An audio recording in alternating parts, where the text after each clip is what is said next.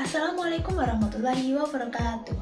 Halo teman-teman semua, salam sejahtera bagi kita semua. Bagi kalian yang menonton video ini, apakah kalian tahu bahwa obesitas merupakan penyakit tidak menular yang menyebabkan sekitar 80% kematian di beberapa negara? Oleh karena itu, izinkan saya, Kurnia Alifa Setiadewi dengan NIM 210400888 untuk menyampaikan beberapa informasi terkait patofisiologi obesitas yang meliputi definisi obesitas, klasifikasi obesitas, tipe obesitas, etiologi atau penyebab obesitas, epidemiologi atau prevalensi obesitas, mekanisme obesitas, komplikasi akibat obesitas, serta pencegahan obesitas. Definisi obesitas. Obesitas atau kegemukan adalah suatu keadaan terdapatnya penimbunan jaringan lemak tubuh secara berlebih yang dapat menyebabkan gangguan kesehatan. Obesitas juga dapat diartikan sebagai keadaan patologis akibat dari konsumsi makanan yang jauh melebihi kebutuhannya, sehingga terdapat penimbunan lemak berlebih dari yang diperlukan untuk fungsi tubuh. Menurut WHO, cara paling sederhana untuk menilai obesitas adalah dengan BMI. BMI atau Body Mass Index merupakan nilai yang diambil dari perhitungan berat badan dibagi dengan kuadrat tinggi badan seseorang. Dengan nilai BMI kurang dari 18,5, seseorang dikatakan memiliki berat badan yang kurang. Nilai BMI antara 18,5 sampai 22,9 dikatakan memiliki berat badan normal. Sedangkan nilai BMI antara 23 sampai 24,9 dikatakan overweight. Dikatakan obesitas 1 apabila nilai BMI antara 25 sampai 29,9 dan dikatakan obesitas 2 jika nilai BMI melebihi 30. Klasifikasi obesitas berdasarkan penyebabnya dibagi menjadi dua, yaitu obesitas primer dan obesitas sekunder. Obesitas primer disebabkan oleh faktor lingkungan dan genetik. Obesitas ini timbul karena interaksi antara faktor lingkungan, pola aktivitas hidup, dan faktor genetik. Sedangkan obesitas sekunder disebabkan oleh suatu penyakit lain, seperti penyakit hormonal. Tipe obesitas. Berdasarkan distribusi jaringan lemak pada tubuh, obesitas dibagi menjadi dua tipe, yaitu obesitas android dan obesitas skinoid. Obesitas android merupakan obesitas yang distribusi jaringan lemaknya terdapat lebih banyak di bagian abdomen. Obesitas ini lebih sering terjadi pada laki-laki. Sedangkan obesitas skinoid merupakan obesitas yang distribusi jaringan lemaknya terdapat lebih banyak di bagian panggul dan paha. Obesitas ini sering terjadi pada perempuan. Berdasarkan ciri-ciri tersebut, obesitas android disebut juga obesitas tipe apel, sedangkan obesitas skinoid disebut juga obesitas tipe pear. Etiologi obesitas.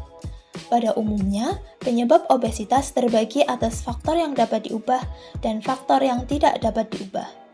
Faktor yang dapat diubah yaitu perilaku makan yang tidak baik, pola aktivitas fisik yang rendah, dan faktor lingkungan. Sedangkan faktor yang tidak dapat diubah yaitu faktor genetik dan beberapa sindrom tertentu. Secara umum, obesitas timbul akibat pemasukan energi yang berlebihan dan penggunaan energi yang kurang. Beberapa penyebab timbulnya obesitas terutama pada anak dan remaja, diantaranya yang pertama adalah asupan makanan yang tidak sehat dan berlebihan seperti sering mengonsumsi makanan yang mengandung lemak, gula, serta garam. Total energi yang terkandung dalam lemak lebih banyak dibandingkan protein dan karbohidrat. Akan tetapi volumenya lebih kecil. Oleh karena itu, penimbunan lemak pada jaringan lebih efisien dibandingkan komponen nutrien yang lain. Kedua, kurangnya aktivitas fisik. Aktivitas seperti menonton televisi, bermain video game, dan jarang berolahraga merupakan kebiasaan yang dapat meningkatkan risiko terjadinya obesitas. Faktor lain yang juga berpengaruh yaitu gangguan emosional seperti stres. Anak dan remaja akan menganggap makanan sebagai pengganti dalam mencapai kepuasan dan memperoleh kasih sayang yang tidak didapatkan. Stres akan dialihkan kepada makanan, sehingga menyebabkan asupan energi yang berlebih. Epidemiologi obesitas. Menurut WHO, obesitas merupakan suatu krisis kesehatan atau epidemi global yang prevalensinya semakin meningkat tiap tahun.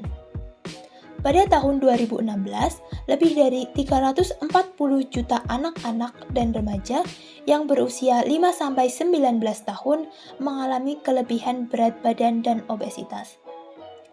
Berdasarkan data Riset Kesehatan Dasar tahun 2013, di Indonesia terjadi peningkatan prevalensi obesitas dilihat dari jenis kelamin. Prevalensi obesitas pada wanita ada di angka 32,9%, jauh lebih tinggi daripada pria di angka 19,7%. Sedangkan riset tahun 2018 menunjukkan bahwa prevalensi overweight dan obesitas sebesar 16% pada remaja usia 13-15 tahun dan 13,5% pada remaja usia 16,18 tahun. Mekanisme obesitas. Prinsip mendasar terjadinya obesitas adalah akibat dari ketidakseimbangan antara asupan makanan, pengeluaran energi, dan penyimpanan energi. Hasil akhir dari ketidakseimbangan antara asupan makanan dan pengeluaran energi mengakibatkan penimbunan dalam jaringan lemak. Untuk penjelasan lebih rincinya, keseimbangan energi tubuh diatur dan dipertahankan oleh suatu titik acuan di hipotalamus. Gen OB dan produknya, leptin, berperan dalam mengendalikan komponen energi, yaitu asupan makanan dan pengeluaran energi. Ketika jaringan adiposa banyak di dalam tubuh, maka sekresi leptin akan ditingkatkan. Ikatan ini akan merangsang pembentukan molekul tertentu sehingga mengurangi asupan makanan. Kemudian, peningkatan sekresi leptin juga akan meningkatkan aktivitas dalam tubuh, sehingga terjadi pembentukan panas yang akan menyebabkan pengeluaran energi. Apabila simpanan adiposit tidak memadai dalam tubuh, maka sekresi leptin akan menurun dan asupan makanan akan meningkat. Aktivitas jalur ini akan seimbang pada orang dengan berat badan yang normal dan stabil. Komplikasi obesitas. Obesitas memiliki beberapa dampak pada sistem tubuh kita yang harus dievaluasi sejak dini, seperti gangguan sistem kardiovaskular dan metabolik.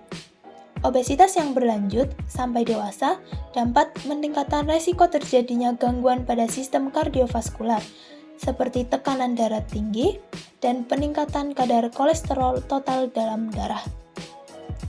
Penelitian yang dilakukan di Kota Semarang pada 57 remaja dengan kelompok umur 13-15 tahun sebesar 68,4% telah mengalami sindrom metabolik dan 31,6% mengalami prasindrom metabolik.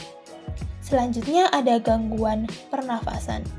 Pada saluran pernafasan sering dijumpai penyumbatan yang diakibatkan oleh penebalan jaringan lemak di daerah faring. Selanjutnya ada gangguan kulit dan ortopedi. Anak dan remaja yang obesitas, kulitnya sering lecet karena adanya gesekan, dan ruam karena merasa gerah serta panas. Pergerakan pada anak dan remaja yang obesitas juga tampak lambat karena adanya tekanan pada sendi tulang. Yang terakhir adalah masalah psikis. Masalah psikis yang terjadi pada anak dan remaja yang obesitas, seperti mendapatkan ejekan dari temannya, akan berdampak pada penampilan dan rasa kurang percaya diri. Informasi yang tidak kalah penting adalah pencegahan obesitas. Pencegahan obesitas dapat dilakukan dengan membatasi aktivitas seperti menonton televisi, bermain komputer, dan games. Membatasi tidur yang berlebihan, membiasakan pola makan teratur dengan 3 kali makanan utama dan 1-2 kali makanan selingan. Batasi konsumsi gula, garam, dan lemak berlebih. Dan jangan lupa untuk beraktivitas fisik minimal 30 menit setiap hari, serta rutin mengonsumsi sayuran dan buah-buahan. Sekian informasi yang dapat saya sampaikan. Semoga bermanfaat. Terima kasih sudah menonton video ini.